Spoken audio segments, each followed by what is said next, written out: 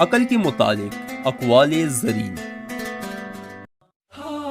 کسی کی عقل کا اندازہ ان دو صورتوں میں لگایا جا سکتا ہے: غصے کے وقت اور بات چیت کے دوران۔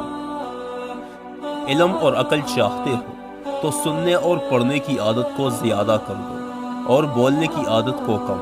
صرف باتوں کو سمجھو اور تحقیق کرو۔ مردوں کی عقل کو شراب بھی اتنا خراب نہیں کرتی جتنا کہ لالچ کرتی ہے۔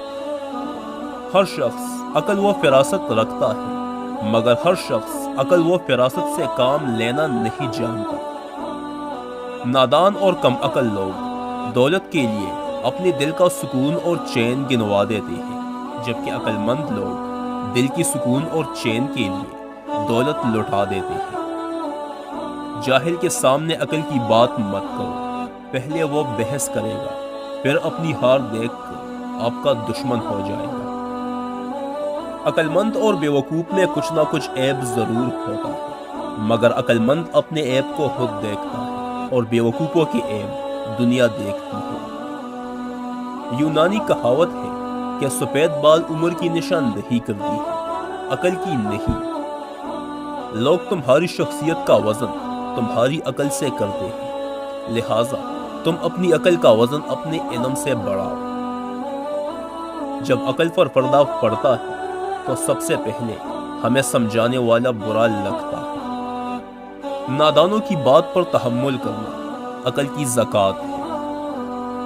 انسان جتنا زیادہ عقل مند ہوتا جاتا ہے اتنا ہی کم بولنا شروع کر دیتا ہے۔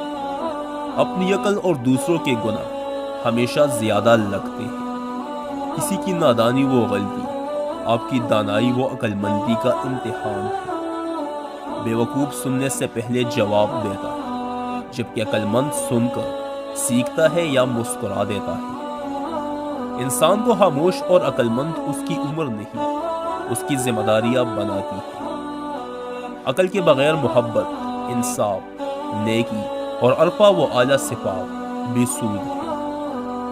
عقل مند اس وقت تک نہیں بولتا جب تک خاموشی نہیں ہو جاتی۔ عقل مند کے ساتھ خطرے میں کود جانا بیوقوف کے ساتھ سیر کو نکل جانے سے بہتر ہے۔ لوہا صرف جنگ کے وقت سونے سے بہتر سمجھا جاتا ہے، لیکن عقل ہر جگہ اور ہر وقت سونے سے زیادہ قیمتی ہے۔